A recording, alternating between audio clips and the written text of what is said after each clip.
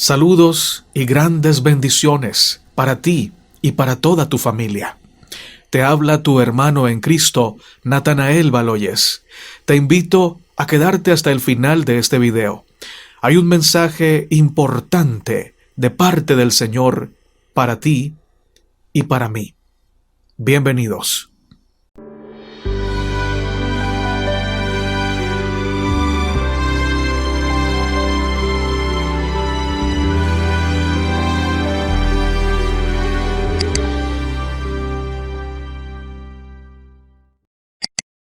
Te invito a orar para comenzar. Padre nuestro que estás en el cielo, santificado sea tu nombre. Te damos gracias por darnos el privilegio de ser llamados tus hijos en Cristo Jesús. Señor, nos disponemos a estudiar tu palabra. Abre nuestros corazones, permítenos escuchar tu voz y ponerla en práctica. En el nombre de Cristo Jesús. Amén, Señor. El testimonio personal tiene poder para el bien o para el mal. Tiene poder para el bien cuando hemos aceptado a Cristo y por vivir sujetos a su santa voluntad y dependiendo constantemente de su amor y de su gracia, reflejamos su carácter. Cuando por amor a Él vivimos reflejando su mansedumbre, su humildad, su sencillez, su santidad y su pureza. Pero tiene poder para el mal nuestro testimonio personal cuando nuestras palabras dicen una cosa, pero nuestros actos dicen otra. Cuando decimos creer en Jesús, pero somos iracundos, malgeniados, mentirosos, impacientes, intolerantes. Nuestros actos contradicen nuestras palabras y nuestro testimonio personal termina teniendo poder para destruir, poder para el mal. El texto clave dice que Pedro y Juan afirmaron: no podemos dejar de decir lo que hemos visto y oído. Este pasaje se aplica también para bien o para mal, porque los cristianos que no conocemos a Jesús tampoco podemos dejar de decir y de expresar lo que hemos visto y oído y adquirido del mundo. Si nuestra comunión íntima es con las tinieblas, no podremos dejar de decir y hacer lo que hemos recibido de las tinieblas. Pero el texto, primordialmente en el contexto bíblico, se aplica para el bien.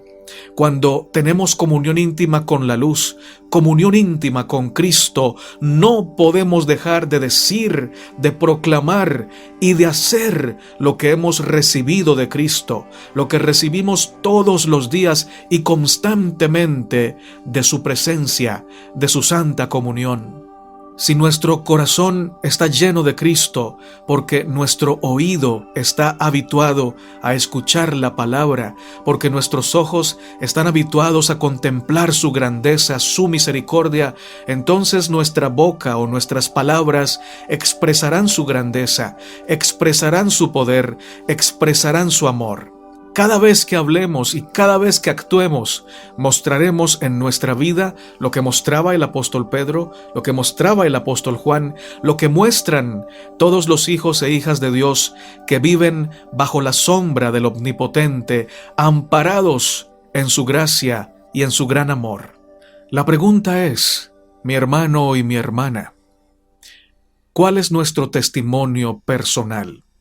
¿Lo estamos dando desde la presencia del Señor, desde el fruto de vivir en comunión con Él, o nuestro testimonio personal está siendo dado desde nuestra carnalidad? De acuerdo a esto, será el poder que tenga ese testimonio, para bien o para mal. Permíteme compartir contigo textos muy profundos, muy valiosos del espíritu de profecía con respecto a este tema. Estos videos se hacen largos porque contienen muchos pasajes del espíritu de profecía que está basado en la Biblia. Algunos dicen en los comentarios, pero hable de la Biblia. Hermanos, el espíritu de profecía habla de la Biblia. No se sale de la esencia y de la filosofía del Señor. Cuando el espíritu de profecía nos aconseja siempre bajo los principios bíblicos. Es imposible hablar del espíritu de profecía sin hablar de la Biblia, porque el espíritu de profecía está basado en la palabra del Señor. Es palabra de Dios. Así que son largos, pero son de bendición. No sé si a ti te cansen, a mí no me cansa la palabra del Señor. Y qué bueno que sean largos, porque el enemigo presenta películas de 2 horas, los partidos de fútbol duran 2 horas y la gente no se cansa. ¿Cómo es que algunos cristianos se cansan por la palabra del Señor? Bueno, no conozco a ninguno que se canse todavía, pero sí lo digo por si hay alguno que se cansa, para de alguna manera hacerlo reflexionar y que sepa que lo más importante es amar al Señor y a su santa palabra, y que nunca perdemos el tiempo cuando lo invertimos para meditar en el mensaje del Señor. Vamos con los textos. Abre tu mente y abre tu corazón para que el Señor siembre la semilla del bien allí. Si quisiéramos humillarnos ante Dios, ser amables, corteses y compasivos, se producirían 100 conversiones a la verdad, allí donde se produce una ahora. Desgraciadamente, a pesar de hacer profesión de convertidos, llevamos con nosotros un sinnúmero de cosas que revelan al yo y que consideramos como demasiado preciosas para abandonarlas. Es privilegio nuestro dejar esa carga a los pies de Jesús y tomar en su lugar el carácter y la semejanza de Cristo. El Señor espera que lo hagamos. El Hijo de Dios dejó su vestidura real, su corona y el mando supremo, y bajó hasta las más remotas profundidades de la humillación. Revestido de la naturaleza humana, sobrellevó todas las tentaciones de la humanidad y en todo venció por nosotros al enemigo. Todo eso lo hizo para poder comunicar a los hombres la potencia que necesitan para ser vencedores. Dice, toda potestad me es dada. Esta potestad Él la da a todo aquel que quiera seguirle. Por consiguiente, podemos demostrar al mundo cuánto poder hay en la religión de Cristo para dominar el yo. Testimonios Selectos, tomo 5, capítulo 40, párrafos 4, 5 y 6. Hermanos y hermanas, qué claro, qué diáfano es el mensaje del Señor, qué directo, qué explícito es el espíritu de profecía. ¿Por qué hay tan poco poder en nuestro testimonio personal a favor de Cristo, de tal manera que donde deberían haber 100 conversiones, solamente hay una? Porque, dice el espíritu de profecía, en nuestra religión se revela mucho más de nosotros que de Cristo. Se revela mucho del yo. No somos compasivos, no somos amables y no somos corteses. Falta mucho del carácter de Cristo en nuestra vida. Y si nuestra religión está basada en nuestro temperamento, de tal manera que decimos es que yo soy así, es que mi mamá era así, mi papá era así, mis abuelos eran así, en nuestra familia somos así. Entonces, hermanos, estamos viviendo una religión de familia y no la religión de Cristo. Por lo tanto, la gente no va a encontrar en nosotros nada que les muestre al Señor Jesucristo, nada que los ayude a ser salvos, a encontrar la luz. Pero si nosotros vivimos en Cristo, vamos a ser mansos, humildes, amables, compasivos, corteses, y cuando la gente se relacione con nosotros, va a encontrar en nosotros el carácter de Dios. Van a anhelar conocer al Dios al que nosotros predicamos, servimos y reflejamos. Si no es así, nunca tendremos poder en nuestro testimonio personal a favor de Cristo, sino lastimosamente a favor de la carne, a favor del enemigo de Dios. Suena duro, pero es verdad. Déjame leerte un par de textos más del espíritu de profecía para reflexionar a fondo, no para aplicárselos a ustedes, sino para aplicarlos a mi vida y para que cada oyente lo aplique a su vida con la ayuda del Señor.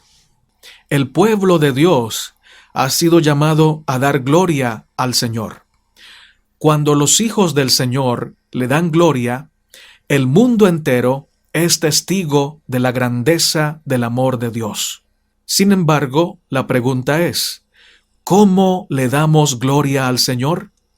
El espíritu de profecía responde: dar gloria a Dios es revelar su carácter en el nuestro. Repitamos para que se quede grabado en nuestro corazón.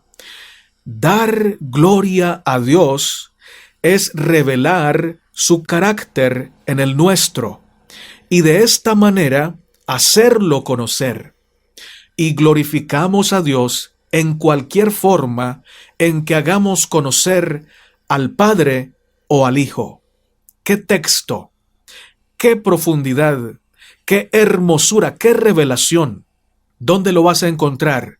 Lo encuentras en el Comentario Bíblico Adventista, sección Comentarios de Elena de White, comentando a Apocalipsis 14:7.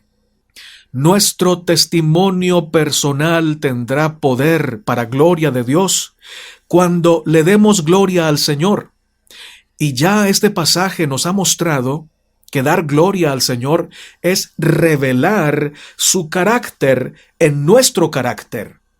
Que cuando hablemos, cuando actuemos, cuando manifestemos nuestra forma de ser, no salga Natanael con sus tendencias, con sus caprichos, con su grosería, sino que salga la manifestación del amor de Dios, que brille el carácter de Cristo, que se vea en nosotros la mansedumbre, la humildad, el servicio del Señor. Y esto es fácil decirlo, pero solamente será fácil vivirlo cuando rindamos nuestro yo y le permitamos al Señor Jesucristo vivir en nuestra vida. Todos los días debemos decirle: Señor, yo no entiendo cómo es vivir en Cristo, pero yo quiero vivirlo. A veces, hermanos, hay temas de la Biblia que no los vamos a poder comprender, pero en Cristo los vamos a poder practicar. Hay cosas que no necesitamos comprenderlas o definirlas, sino vivirlas. Y esta es una de ellas. Algunos me dicen: ¿pero qué es vivir en Cristo? Y yo siempre respondo: lo importante no es saber definirlo. Lo importante es decirle: Señor, yo no entiendo ni siquiera lo que significa, pero yo quiero vivir en ti. Y cuando le permitimos al Señor vivir en nosotros, Él hará su santa voluntad en nuestra vida. ¿Qué va a pasar? Vendrá la tentación y tú no vas a actuar como siempre has actuado, sino que ahora vas a actuar como Cristo actúa frente a la tentación. Expresa la palabra y la vive. Estas son cosas, hermanos, para vivirlas. Podemos definirlas, pero será mucho mejor practicarlas. Y solo se puede practicar la palabra viviendo en Cristo. Todos los días diciéndole: Señor, que en mi vida se haga tu santa voluntad. Ayúdame a vivirla por tu gracia y por tu poder y por tu amor. Quiero darte gloria. Quiero reflejar tu carácter en mi vida. Ayúdame a hacerlo. Yo no lo puedo hacer solo. Necesito tu ayuda, Señor. Y entonces Él viene a tu vida. Él viene a mi vida y vive los principios del cielo en nuestro ser. Así como Pablo decía: ya no vivo yo, mas vive Cristo en mí. Ahora lo que vivo en la carne, lo vivo en la fe del Hijo de Dios, el cual me amó y se entregó a sí mismo por mí.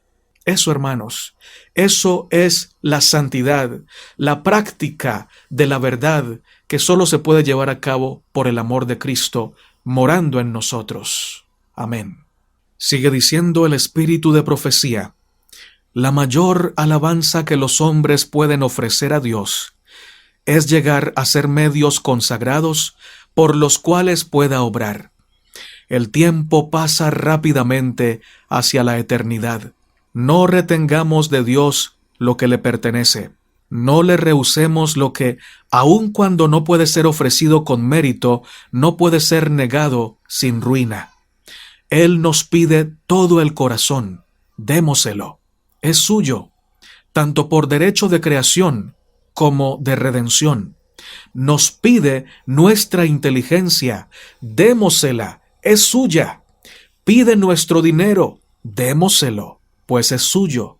No sois vuestros, porque comprados sois por precio. 1 Corintios 6, 19 y 20. Dios requiere el homenaje de un alma santificada, que por el ejercicio de la fe que obra por medio del amor, se haya preparado para servirle. Sostiene ante nosotros el más alto ideal, el de la perfección. Nos pide que nos manifestemos absoluta y completamente en favor de Él en este mundo, así como Él está siempre en favor nuestro en la presencia de Dios. Los Hechos de los Apóstoles, capítulo 55, transformado por gracia, párrafo 23. El Señor nos aconseja a través del pasaje que acabamos de leer que le demos alabanza. Y la mayor alabanza, dice allí, que le podemos dar al Señor es ser medios por los cuales Él pueda obrar. Dios requiere, hermanos, de seres humanos que le permitan obrar para salvar a otras personas, que le permitan amar a través de ellos a tantas personas que necesitan sentirse amadas, que necesitan la palabra que les dé seguridad y que les dé la esperanza de una mejor vida más allá de esta tierra. Tú y yo somos llamados a alabarlo de la mejor y más grande manera que se puede hacer. Y esta manera es siendo medios a través de los cuales el Señor manifieste su gloria en esta tierra. Es un gran privilegio que tú y yo tenemos, ser canales de bendición. Pero hermanos, lo triste del asunto es que muchos estamos siendo canales a través de los cuales el enemigo manifiesta su oscuridad y manifiesta su pecado, su rebelión. En vez de ser colaboradores con Dios, en muchas ocasiones nos convertimos en colaboradores del mal, manifestando y acariciando y permitiendo mal genio, rencores, odios, pleitos, chismes, pereza, indiferencia espiritual. Que el Señor tenga misericordia de nosotros. Que el Señor cambie ese testimonio personal negativo que muchos estamos manifestando ante el mundo y que nos dé el testimonio poderoso a favor de la luz, a favor de su gloria, ayudándonos a vivir en Cristo Jesús, ayudándonos a reflejar en nuestra vida su santo carácter. Hablemos ahora acerca de los testigos menos pensados. Vamos a leer la santa palabra del Señor. Marcos 5, 17 al 20 dice: Y comenzaron a rogarle que se fuera de sus contornos. Al entrar él en la barca, el que había estado endemoniado le rogaba que le dejase estar con él. Mas Jesús no se lo permitió, sino que le dijo: Vete a tu casa, a los tuyos, y cuéntales cuán grandes cosas el Señor ha hecho contigo, y cómo ha tenido misericordia de ti. Y se fue, y comenzó a publicar en Decápolis cuán grandes cosas había hecho Jesús con él, y todos se maravillaban. Cuando leemos el capítulo 5 completo, nos vamos a dar cuenta que hay 3 clases de seres que ruegan en este pasaje. Los primeros que ruegan son los demonios, que le ruegan al Señor que no los mande lejos de esos contornos, y luego le ruegan que los mande a los cerdos. De alguna manera, los demonios son testigos de la divinidad de Jesús, porque le dicen Hijo del Dios Altísimo y lo dicen en voz alta, de tal manera que los discípulos escuchan que los demonios reconocen la divinidad de Jesús.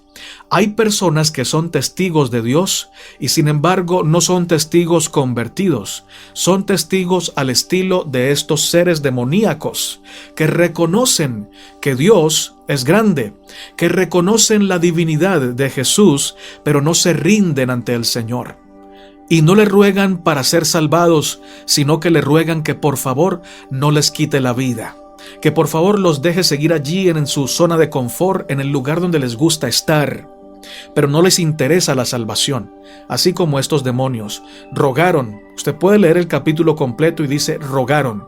Y no es casualidad que el siguiente grupo de personas también rogaran. También dice que el grupo de personas que eran dueños de los cerdos, que tenían intereses personales que se iban a ver afectados por la presencia del Señor, le rogaron de la siguiente manera: vete de nuestros contornos.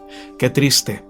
Pero también son una clase de testigos, porque en voz alta le dicen al Señor: tú tienes mucho poder, pero tu poder está en contra de los pecados que nosotros hemos acariciado y no queremos dejar nuestros pecados, queremos seguir con ellos. Así que reconocemos tu poder, pero reconocemos que tu presencia no nos va a permitir seguir pecando. Preferimos el pecado. Por favor, dice la Biblia, le rogaron que se fuera de sus contornos. Qué tristeza, qué ironía. Pero hay otro que también ruega, y es la tercera clase de personas que queremos mencionar. Este le ruega al Señor Jesús cuando Él se estaba montando en la barca, le ruega que lo deje estar con Él. El primer grupo rogó para que el Señor no los destruyera y los dejara seguir en su zona de confort haciendo daño. El segundo grupo le ruega al Señor Jesús no que los salve, no que los ayude, sino que se vaya de sus contornos. Y el tercer hombre, el que había estado endemoniado y ahora estaba libre, le rogó a Jesús desde el fondo de su alma que lo dejara estar con él. Este es el grupo de personas que es representado como testigos menos pensados, los testigos que realmente tienen poder cuando hablan del amor de Dios, cuando predican la verdad, porque no están interesados en el pecado, no están interesados en seguir en la zona de confort que les permite seguir desarrollando ese ego, esa vanidad y esa pecaminosidad. Ellos ruegan al Señor que les permita estar con Él. Y es que la Biblia dice que al que más se le perdona, más ama. Y el que más ama, ya esto lo digo yo, pero es verdad y es bíblico, mientras tú más ames al Señor, más tiempo pasarás con Él, más tiempo querrás estar a su lado, aprendiendo de Él, bebiendo de la fuente de agua viva, comiendo del pan del cielo.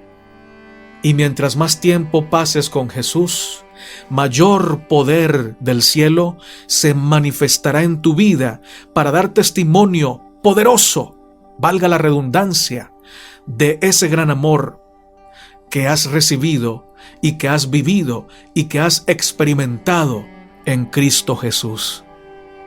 Interesante que el Señor Jesús, siendo dueño del mundo, aceptara humildemente el rechazo de aquellos que le rogaban que se fuera. Era dueño de ese territorio, podía quedarse por derecho legal porque Él es el dueño del mundo. Pero Él respeta tus decisiones y mis decisiones. Nunca, hermano y hermana, le digamos al Señor que se vaya de nuestra vida, de nuestra casa, de nuestro trabajo, de nuestra familia o de nuestra iglesia. No, no lo hagamos, no le digamos eso, porque Él con mucho dolor se va a ir, porque Él siempre respeta nuestras decisiones. Y mucho ojo con esto.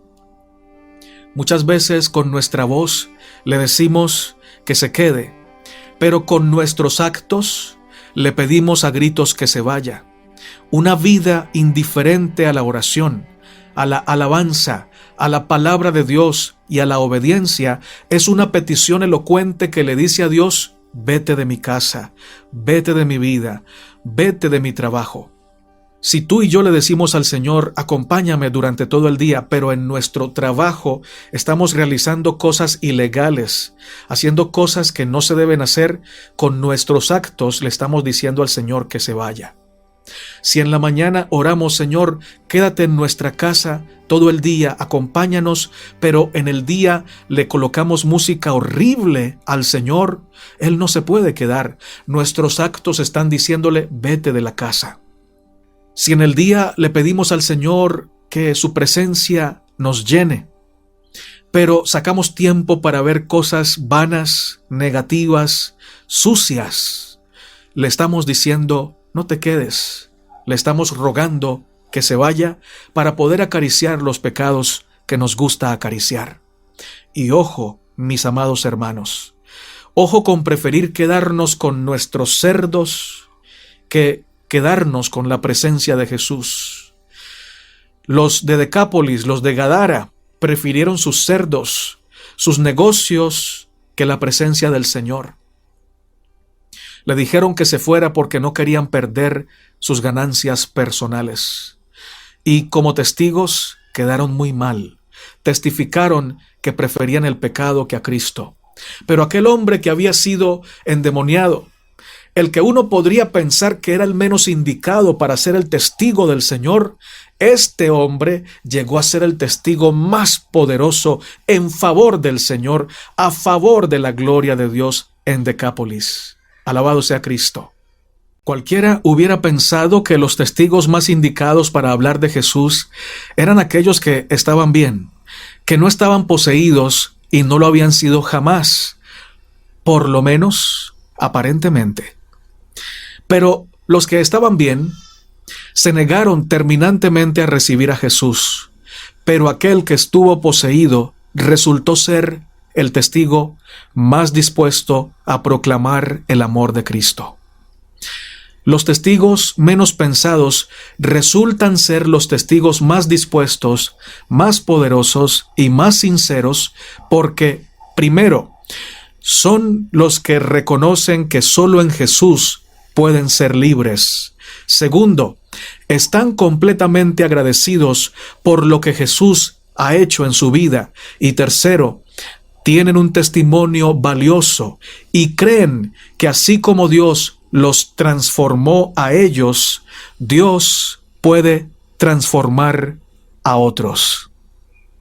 El espíritu de profecía nos dice: Cristo dice que la influencia divina del Espíritu estará con sus seguidores hasta el fin, pero algunos no aprecian esta promesa como debieran.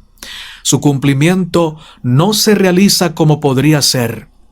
Pueden poseer erudición, talentos, elocuencia y dotes naturales o adquiridos, pero sin la presencia del Espíritu de Dios, ningún corazón será alcanzado y no se ganará ningún pecador para Cristo. Cuando sus discípulos estén relacionados con Él y cuando estén en posesión de los dones del Espíritu, aún el más pobre e ignorante de entre ellos tendrá poder para impresionar los corazones. Dios los convierte en canales por intermedio de los cuales actúa la más elevada influencia del universo. Matutina recibiréis poder, capítulo del 25 de octubre, titulado Aprecio verdadero. Proclamando al Cristo resucitado. Mateo 28, 5 al 6 nos dice: Mas el ángel respondiendo dijo a las mujeres: No temáis vosotras, porque yo sé que buscáis a Jesús, el que fue crucificado. No está aquí, pues ha resucitado como dijo. Venid, ved el lugar donde fue puesto el Señor. Como algunos no tenemos una relación viviente con el Dios eterno, no conocemos la gracia del Señor y por eso predicamos a un Dios muerto, un Dios que no es el Dios verdadero, sino un Dios que hemos recibido por herencia y por tradición, pero no por una vivencia espiritual que haya transformado nuestra existencia. Es un Dios teórico, pero no un Dios de realidad, no es un Dios poderoso. Por eso entonces nuestra predicación no resulta poderosa ni trae frutos para gloria del Señor. Pero aquellos que predican a un Dios vivo, a un Dios poderoso, a un Dios real, su predicación produce siempre frutos, porque están predicando al Dios de la Biblia, al Dios que abrió el Mar Rojo, al Dios que transforma corazones, al Dios que hace milagros, al Dios que dice sea la luz y la luz se hace. Dios quiere verte y quiere verme, quiere ver a su pueblo predicando la verdad con renovada fe, pero también renovado entusiasmo. Proclamar la verdad como verdad y no como una teoría sin vida requiere que quien la comunica, la conozca, la viva y haya sido bendecido profundamente por ella. Si la verdad para nosotros es solo letras, argumentos y teorías, de la misma manera la vamos a comunicar. Pero si es vida, deleite y poder transformador, asimismo la vamos a transmitir a otras personas. El mundo en el que se escribió la Biblia, tanto en el Antiguo Testamento como en el Nuevo Testamento, era un mundo donde las mujeres eran miradas como un objeto, una pertenencia o una persona de segunda categoría. Inclusive ni siquiera contaban en las estadísticas. Siempre leemos que dice, sin contar las mujeres y los niños. Pero aunque la cultura y la forma de pensar de ese tiempo eran crueles con las mujeres, Jesús nunca fue así. Las trató con respeto, con amor, consideración y verdadero valor. Tanto es así que la primera en ser comisionada para contar la historia de la resurrección fue una mujer. Ahora, esto no quiere decir que el Señor consideró a las mujeres como superiores que los hombres, pero sí quiere decir que el Señor considera a las mujeres y a los hombres de igual valor e importancia. Fue una mujer la que más anhelo tenía de servir a su maestro, y por eso estaba allí en la tumba ese primer día de la semana. Y de acuerdo a su amor y a su fe y a su entrega, el Señor actuó con ella. María Magdalena amaba profundamente al Señor y no quería separarse de Él, ni siquiera en sus momentos de mayor dolor y angustia. Los discípulos huyeron, se escondieron, con excepción de Juan, pero esta mujer no se apartó del Maestro ni un instante. Y como ella amaba tanto al Señor, estuvo con Él en el momento preciso. Llegó a la tumba para recibir la buena noticia de que el Señor había vencido a la muerte. Pero recibió esta buena noticia porque estuvo dispuesta a estar con el Señor en los momentos más duros. Ella estuvo con el Señor cuando Él más la necesitaba, porque ella sabía que Jesús estaría con ella cuando ella más lo necesitara a Él. Y por esa comunión tan íntima que disfrutaba con el Señor, fue la primera en ser testigo de la resurrección. La cultura no la tenía en cuenta. El mundo de su tiempo la miraba con desprecio. Pero el Señor Jesús la miró con amor. Le dio una nueva vida y una misión que traspasa el tiempo y el espacio. Su proclamación, Él vive, ha resucitado, sigue resonando hoy en cada rincón del mundo. Cuando predicamos a un Cristo resucitado, nuestro mensaje tiene vida, tiene poder, está acompañado con la gracia de Dios, con el fuego del cielo. Pero si predicamos a un Dios teórico, a un Dios de letra, a un Dios con D pequeña que ni siquiera ha podido transformar mi vida, que ni siquiera ha transformado la vida del que está predicando, el mensaje que predicamos será tan muerto como el concepto que tenemos de Dios. El Dios muerto no es el Dios verdadero, es el Dios que nosotros concebimos porque no vivimos en el Espíritu, sino que vivimos en la carne. Pero cuando vivimos en Cristo, cuando hacemos su voluntad por su gracia, así mismo será nuestra predicación, viva, poderosa, inspiradora y transformadora, así como esa predicación ha transformado nuestra vida. Así como el Dios eterno ha cambiado nuestro ser, asimismo nuestra predicación cambiará o por lo menos tocará muchos corazones que escuchan su mensaje.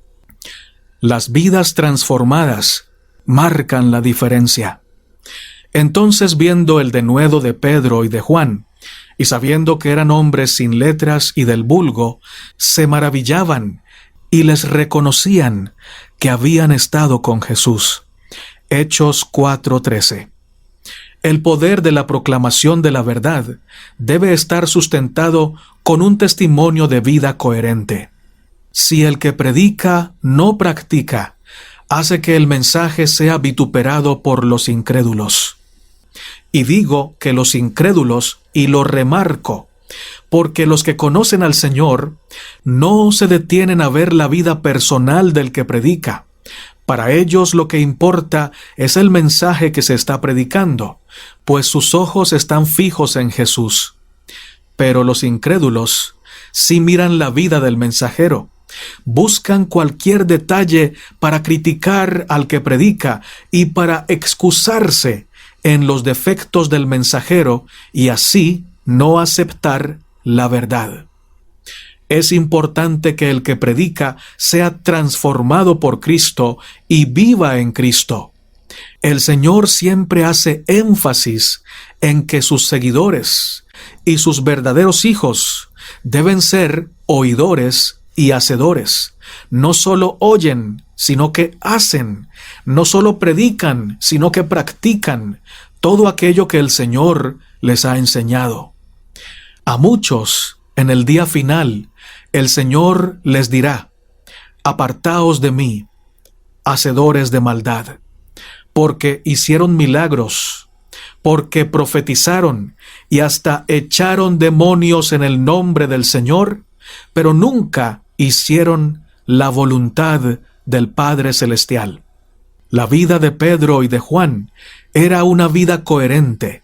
Es más, ni siquiera tenían que hablar, porque sus testimonios eran poderosos y resaltaban con claridad, mostrando que habían estado con Jesús.